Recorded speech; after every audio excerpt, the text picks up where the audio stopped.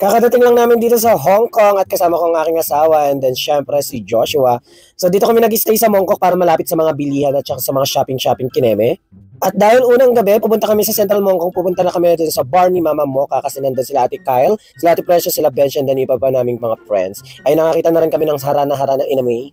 At para makatipid, siyempre sasakay lang kami dito sa tren nila. So maganda dito kapag pumunta kayo sa Hong Kong talaga, magte-tren lang kayo, makakapunta na kayo sa mga galaan at kung saan-saan pa. At ang siyempre ang Joshua dahil solo traveler ang peg niya, ayan, may dinidikit siya kung saan-saan at pwede na siya mag-selfie. O diba, fantasy.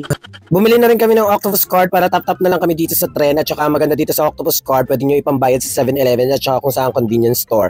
At ayan, hinihintay na lang namin ang tren dito sa Mongkok Station para pumunta sa Central. At ang maganda dito sa tren dito guys, ang bibilis. Bullet train, gano'n. Laging kasama namin si Joshua kung saan-saan, o diba, trip lang namin. At yan, dumating na rin kami sa Central Hong Kong and then napagplanuhan na nga rin namin na lakarin na lang papunta ng bar kasi akala namin napagkalapit. O, diba? O, ayan, walk kami, and then napagkataas ng escalator dito, and then ayan, naglalakad na rin kami papunta ng bar, at ayan, o, diba? Dahil gabi na, trip lang namin yan, at saka gusto namin masakyan yan, o, ano ba yan? Fantasy ko rin makasakay ng tren na yon, and then ayan, o, diba? Naka-red light, pero tumatawid ang mga bakla. Pero in fairness naman dito sa Hong Kong, kahit malayo naman yung lakaran, ma-miss ka naman dun sa lugar, so hindi nakakapagod, masakit lang talaga sa paa. Lakad-lakad lang kami dyan hanggang sa makarating kami sa bar, and then ang Joshua, binibilang kung ilang step na yung nagagawa niya. At eto na nga, nararamdaman ko na malapit na kami sa pupuntahan namin dahil itong lugar na to natatandaan ko na. At bago kami dumiretso sa bar ni Mama Mocha, dumaan muna kami sa 7-Eleven para kumain ng kung anek-anek. At eto nga napili ng asawa ko, ayan, sandwich. Kumuha na rin kami ng tubig, isa lang kasi $12. Oh my God, $12 times 7.6, o diba?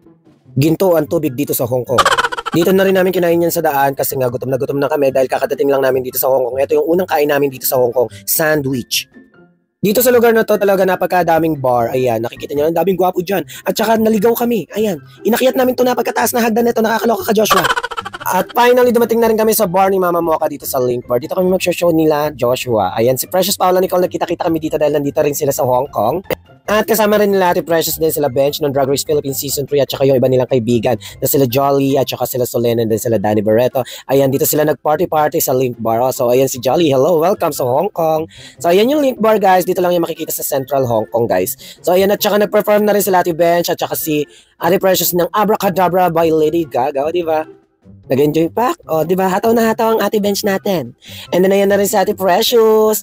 O, pak, abracadabra, ulala. Etong performance nila nito, dahil kami lang to kasi Wednesday night. So, talagang kami lang yung nasa bar nila Mama Mocha. O, di ba? Pero naman todo hataw naman ang ating mga drag race queen. O, di ba? O, pak, ayan.